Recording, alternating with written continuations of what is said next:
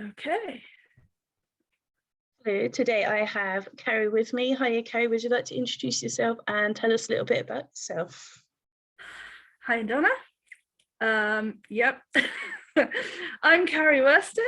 I'm a writer of twisted paranormal thrillers with romantic veins. So, and it's usually young adult that I write, but I do write some romantic books for adults too. I'm going to start, forgetting what my trail of thought was now, and I talk for England. So I have my latest book has just come out, and that was on November 30th, and that was the Pet Empathizer Team. Show you that there. So I'm very proud of this one, as this is my very, very first self-published by myself. So I actually managed to do it. So all of you who are thinking of it, go for it. It's hard, but go for it. And that's about fairies and other realms that run alongside our realm. And the basic gist is that there's a boy called Jonathan who's been kidnapped by the fairy queen. Now, it's all basically against anti-slavery, but done in a way that young adults can experience it safely and make up their own mind, their own judgment calls on what they think. And to that one, I actually have a prequel. So that's Pet Empathizers, and that's available for free on my newsletter. So I'll tell you about that later. That's my second series that I've been doing. My very first series is the Xander Chase series, Xander Chase and the Unicorn Code.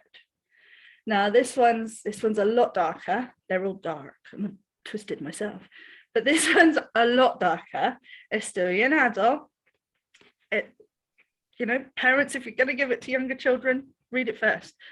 But it's about unicorns and angels and duplicorns. I'm not going to tell you what a duplicorn is right now, so you'll have to wait and find out. But in that, Lily is discovered as the only survivor of a mass murder, but she has no recollection of what's happened whatsoever. And on the other side of things, Xander Chase is an angel of death. So his father is death himself, and he's trying to make Daddy proud by finding out, classic, by finding out what happened, where all these innocent souls of the murder victims have come from, and who's to blame, who needs taking down. So that one's exciting, and I have some really big news.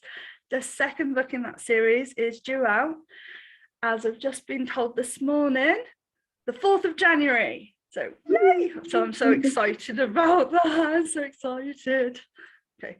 I could probably talk for England a lot more, but I should probably let you have another talk.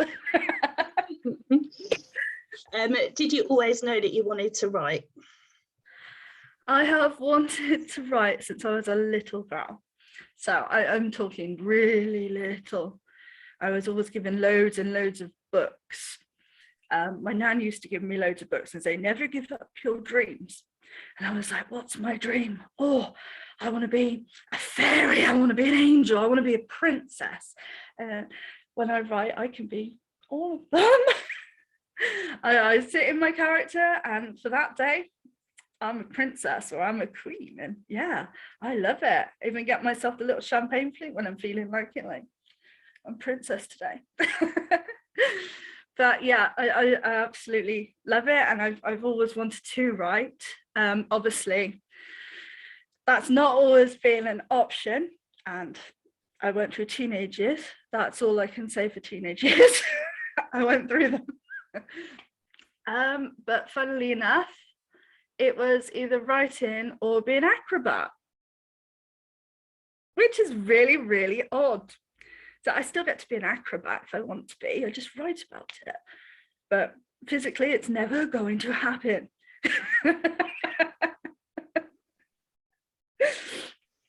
So yeah, I started writing poetry when I was 13.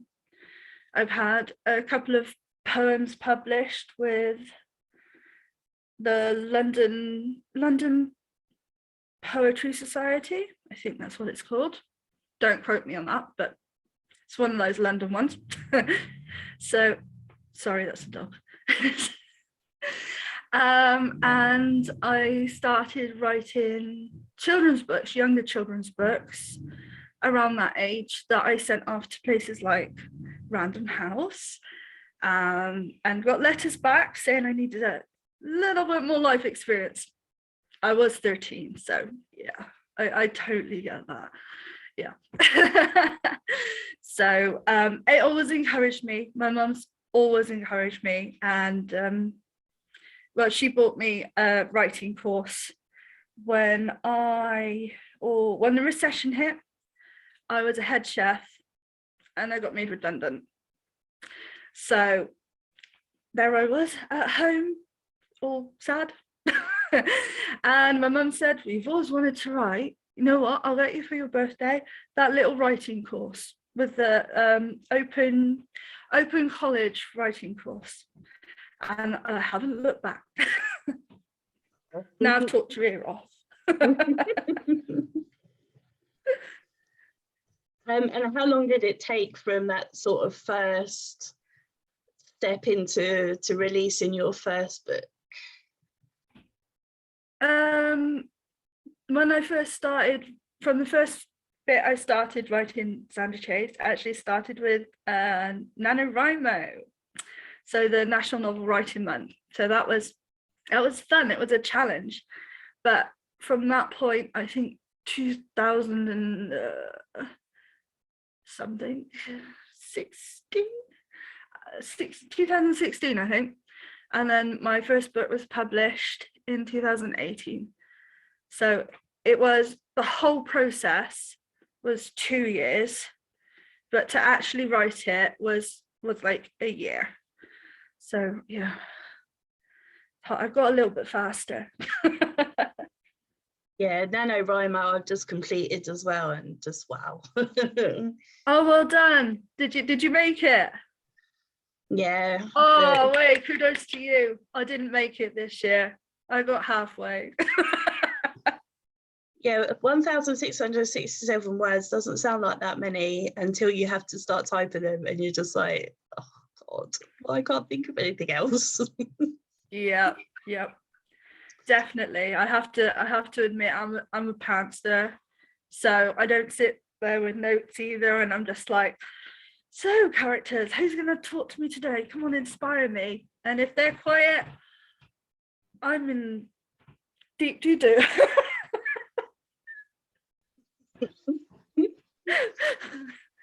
You could see I wanted to use words there. So yeah, but it's a great thing to do. It really pushes people, and it makes you realize how much work and effort goes into writing a story, and you can really get some great inspiration from other authors and other writers as well. You can make great connections, so always love that. Always.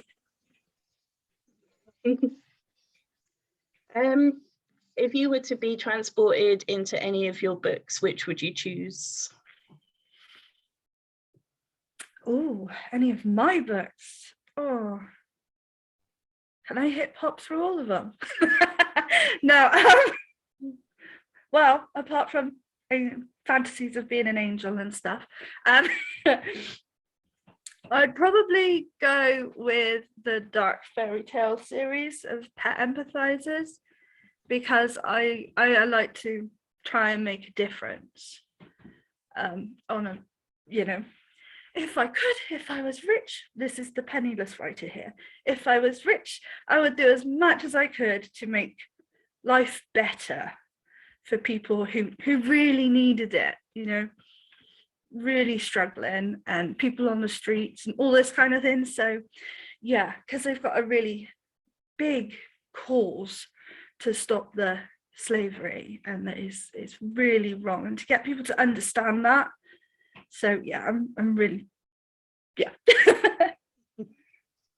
And if you were able to take out one of your characters for a meal, who would you choose and what would you ask them?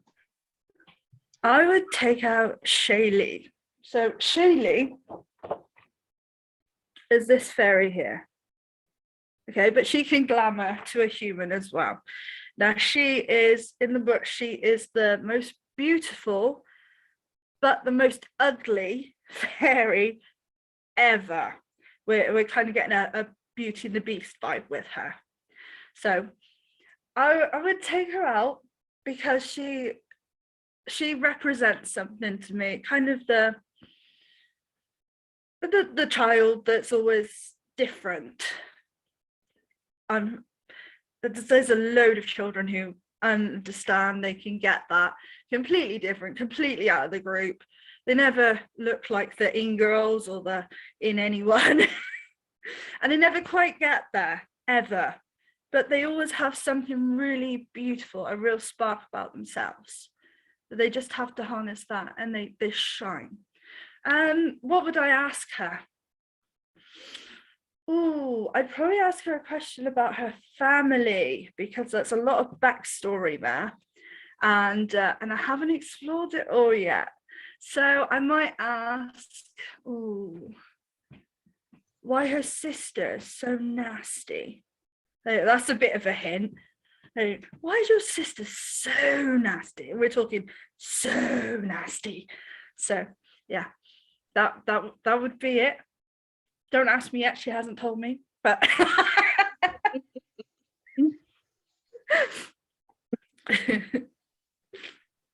What's been the most fun scene that you've written, and what's been the most difficult? The most fun. Oh, this is going to sound really weird, but it is dark fantasy. I really enjoyed writing the murder scene in Xander Chase, because I like to challenge myself and to write something that would appear realistic and yet fantasy at the same time. I had to do major amounts of research and contact a lot of people to find out how criminal investigations work, and that's just, everything is just so exciting to me. I'm the really irritating adult who still spends their life in a 3-year-old going, why? So I'm that person, and I absolutely love making the challenge of seeing if people can connect the dots. So you can puzzle it out, you can puzzle both books up, but you have to want to puzzle them out. And I always admire that in books that I've read, where you've got the clues. Even if you take J.K. Rowling in The Philosopher's Stone, you've got all the clues about her mentioning the names to start with. The stone, they go into Gringotts and picking up the stone. Don't say that, but it's all there. You watch it the first time and you're like, wow, and then I have to watch and pull it apart. So, but I love it, and I love trying to be able to do that as well. So hopefully everyone likes that I can do that, kind of. So that's fun. And what's the most interesting thing you found while researching your book? Oh, okay. It's about blue moons. Right, this is just a weird little fact that I like. So we all say in a blue moon, and we expect them to be extremely rare, but they're not. They happen every month, pretty much. And they can happen a couple of times a month. But the actual type of blue moon that I use in the Xander Chase series is one caused by the ash of a volcano or something like this, and it causes the atmosphere to like go a deep bluey color. So when the moon shines through, it appears really blue, and I think that's just amazing. So I love putting little facts in there, throwing it in there too. So I once bored a class going on about the blue moon. There you go. That's how much I love it. I'd be the same. Start me off on anything forensics, and I could talk, and I'd love it. But yeah, It's great, isn't it? Do you hide secret jokes or messages in your books that only a few people would understand? Yes. Yes, I do. If you look in the, let me see. On the like thanks and stuff, I put code names instead of actual names. So there's lots of code names in there, just because I think that's really amusing to see if people can figure it out. In the books, there are jokes that I've shared with, say, my brother. Yes, he's very much like the character in the Xander Chase series of Galilee. So he's big, beefy, kind of ha ha ha bloke. So yeah, I have to share a few of those jokes. I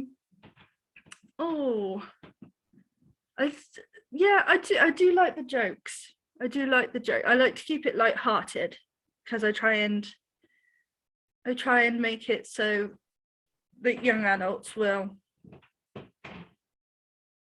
don't know, take it deeper, kind of find the lightheartedness, but learn at the same time. There's always a meaning behind my books. There's always some sort of underlying secret. So yeah. I'm trying to tell you without telling you here.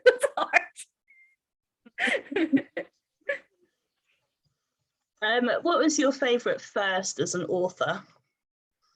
Ooh. Favourite first.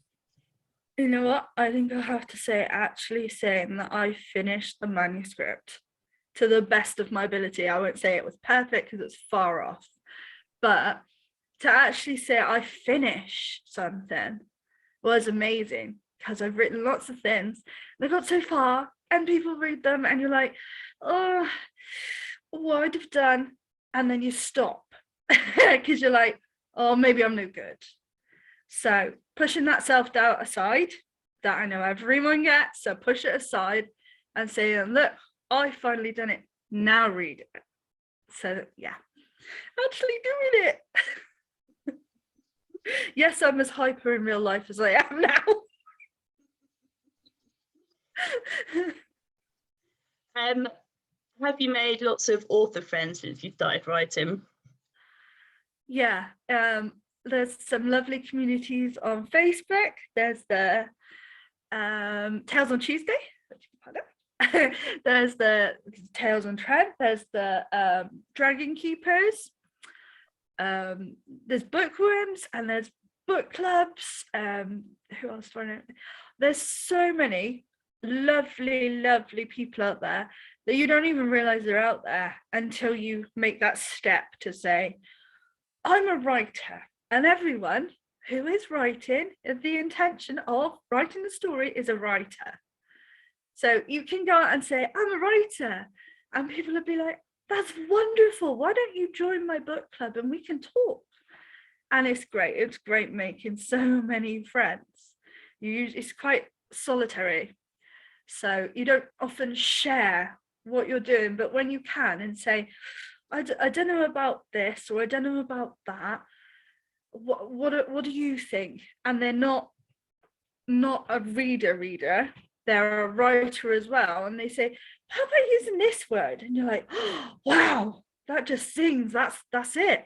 Thank you. It makes a huge difference to have lots of friends. Yeah.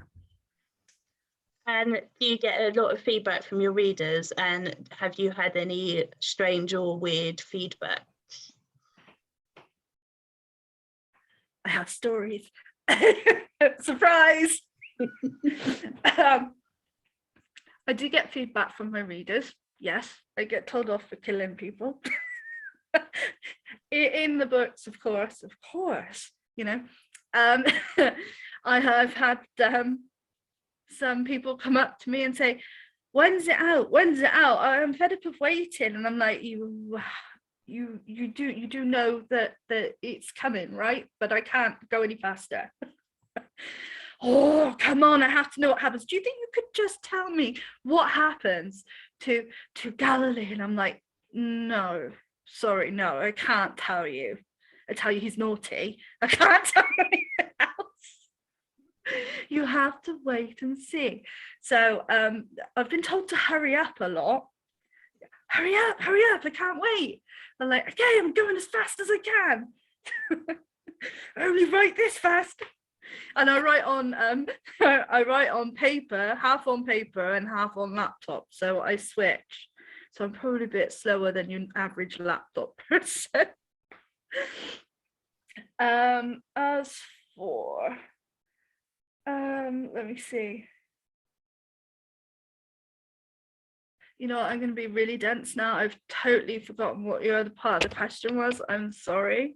I think you've answered both, so that's fine. So, like, I went off on a trail.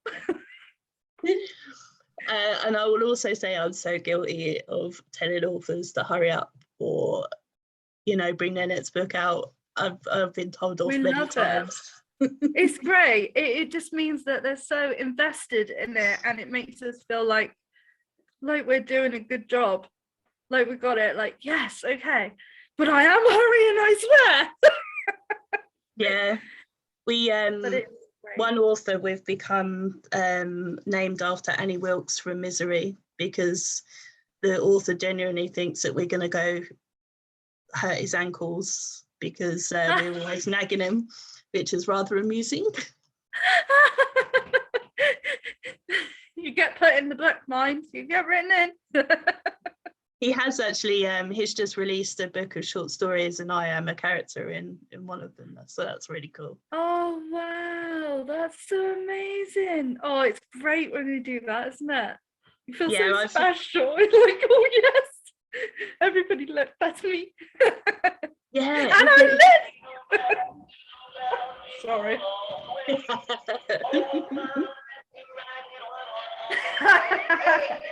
a Santa. It's a Santa. Sorry, it's Christmas time. My laugh sets it off. I love Christmas, everyone. We don't have ours up yet. We're bar humbugs with it. Nope. Yeah, they're everywhere. Although my laptop is resting on a wrapped Christmas present, so I'm not too bad, but we just don't have decorations up yet.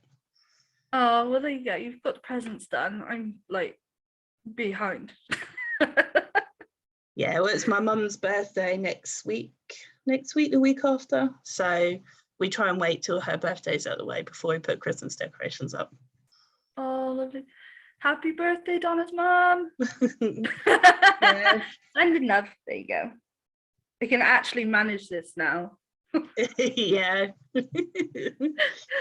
Oh, bless. That must be great. I hope you get her a nice big cake. Yeah, I have to actually think about that. Cake, yeah. Good point. That's something I need to do. Thanks for the reminder. You're welcome. I always think about cake. There you go. There's a secret. Probably not a secret, but yeah, cake. Cake is good. Cake is very good. If you were able to spend a day with any author, dead or alive, who would you like to spend a day with? Mary Shelley. Because I just, you've probably had this one, Vanette, before, that I have to find out more about Dr. Frankenstein's monster. I have to know why. Why is she so mean to him? Well, what about what he wants? How does he feel? Sorry, I'm on side of the monsters.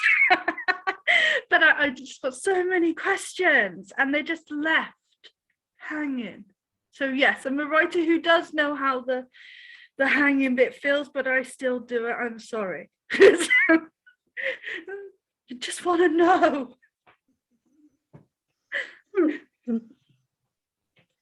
That's actually the first time, but a good point. I love Frankenstein as well, so yeah, good answer. Yeah. Thank you. What do you like to do when you're not writing? When I'm not writing, I'm reading. Yeah, I read. Well, you can see the bookshelf behind me. I'll just say that that's my son's, and mine is 3 times that size.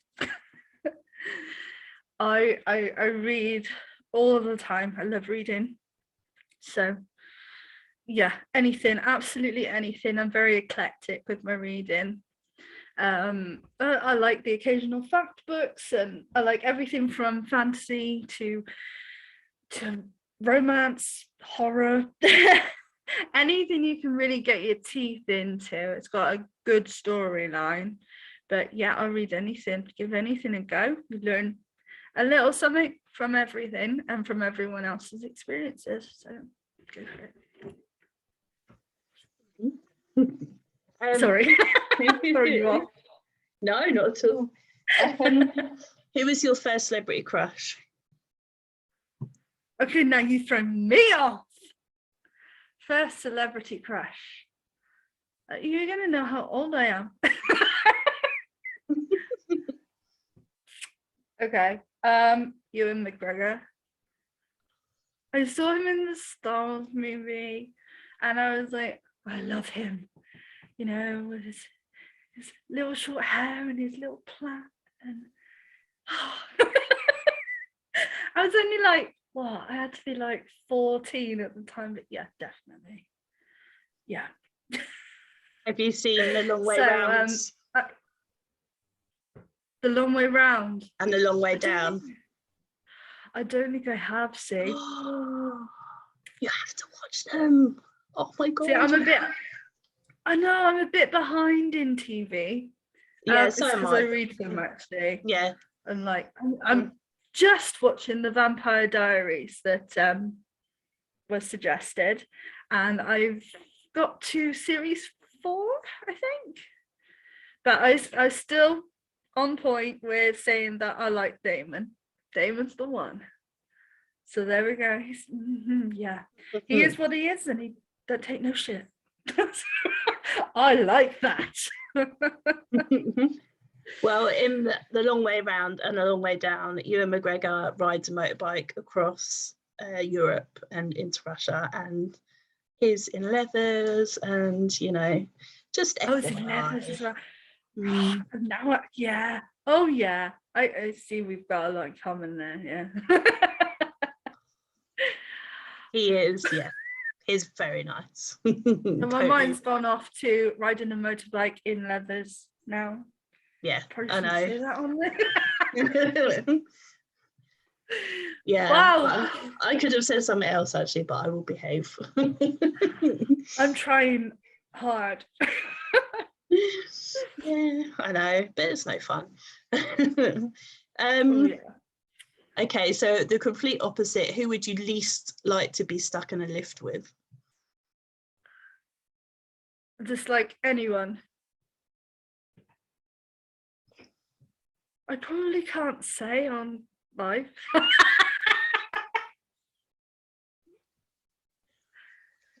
Can I say I'm divorced? There we go. Does that answer it? Yeah, okay, fair enough. I think that's all I can say. Yeah, that's a fair answer. Complications, yep. Too much to deal with. There you go. That's all I can say to that one.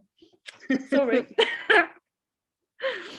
Otherwise, it would probably be Samuel L. Jackson. Really? Yeah. He did one film that I really, really, really, really disapproved of. And that's just like stuck in my head major. And I'm not usually that bad. I'm usually okay with lots of things, but eesh, cringe point. We all have them. We all have those films we hate. Yes. And he just makes me think of that film every time, so I can't watch anything he's in now, which is gutting because that does include a Star Wars. So yeah. I have the feeling you'll have many answers to this, but what's the most embarrassing thing you've ever done? Many answers, yeah. There's not enough tape to record how many embarrassing answers I have. I am one hell of a clumsy woman. If there's anyone who's going to go splat on the ice, it's me. But I do twice as bad. If I go splat on the ice, I usually rip my trousers too. So, you know, I always get the extra bit, the cherry on top of the shit. So, that's me. Oh my God, I don't even know where to start. Embarrassing. My dog pulled me over. Yeah, you'd think that he'd just pull me over because he was excited about going to the field, throw his ball.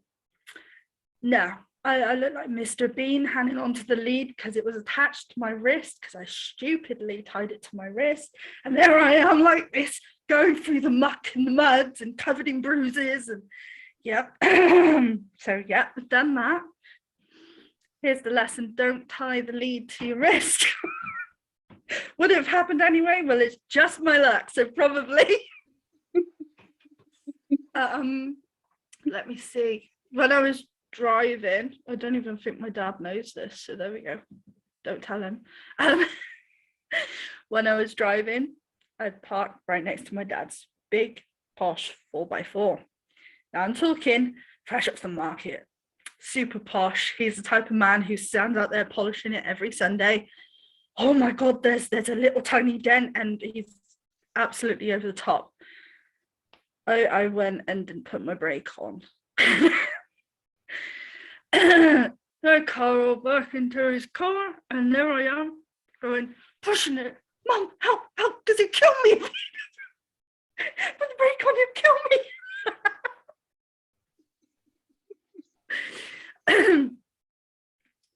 Yeah, I should probably stop there because they get worse. Oh, so if you ever meet me, I'm the one who's fallen on her ass when she walked through the door, or done something really stupid, or shouted bingo, for instance, when it's not the right game. So yeah, I'm that one. Yeah. Been there, done that, got the t-shirt as well. Fallen over as well. Yeah, I'll be right next to you, don't worry. Awesome. I have to admit, I was the weird one. I went to see G4 in concert in the cathedral. That was Wednesday. And I was the one who stood up after they'd finished waving, right in the middle of the song, stand up going, hi, oh my God, hi. Yeah, like a lunatic. I got a wave though. Come on. Totally worth it. It so was. Even if it's just to shut up the crazy lady. Yeah, I did get a couple of those from everyone else. Look, just one wave, just one wave. Storm the stage. No, don't storm stages. It's not a good thing to do. Just think about it. I wouldn't be able to get up on it anyway, so I just wouldn't bother. I'd just be embarrassed. They got loads of time to take me down when I got my walking stick and I'm going like this. Determined.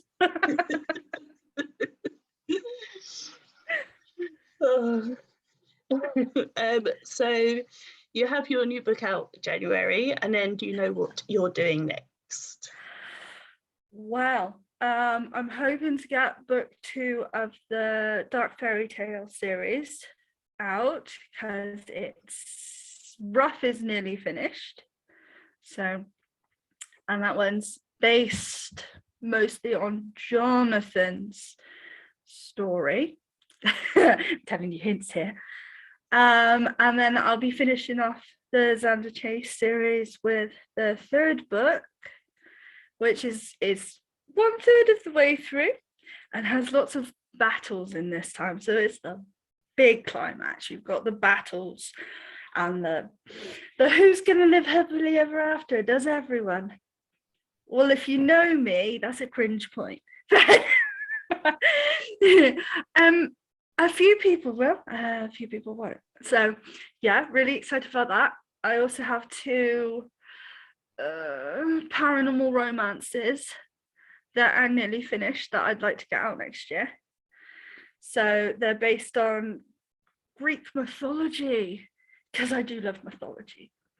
So that's a bit, but they will be adult people, they're adult. So yes, they have the love bug, and they got some Greek gods in, because we love a bit of Greek gods. And they're not all, it's not your classic kind of hunky, super hunky, but it's not bad. So yeah, lots of books coming out, hopefully. Lots of fun, lots of, wow. Well, hopefully maybe some signing events too. So fingers crossed for those. Well, I can't think of any more questions for you, unless you think there's anything that I haven't asked you about that you want to tell us. I could talk all day. No, I'm pretty good. So just remember to go and get your free book with my newsletter. Go check that out on carrieweston.co.uk. There's loads of fun stuff there as well, and there should be some games going up in the new year if I can figure out how to do it. But they should be going up. Otherwise, don't forget to follow me on Amazon, Goodreads, and if you go to Linktree, Carrie Weston, all my stuff is on there, and any giveaways, freebies, that kind of thing will be posted. So, and thank you for having me. Thank you for joining me. It's been so a much fun. Yes, it has. Thank you. Next time, coffee and cake as well. Yes. Yeah.